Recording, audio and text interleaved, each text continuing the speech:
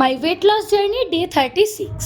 সকালবেলা উঠেই ফটাফট ফ্রেশ হয়ে নিলাম, তারপর বেরিয়ে পড়লাম মর্নিং ওয়াক করতে। 1 ঘন্টার কাছাকাছি মর্নিং ওয়াক করেছি, আর আজকে তো আরও ভোর ভোর বেরিয়েছি। তারপরে চলে গেলাম মাঠে এক্সারসাইজ করতে। দেখেছো আজকে কিন্তু মাঠে রোদও ওঠেনি, অনেক তাড়াতাড়ি গিয়েছিলাম।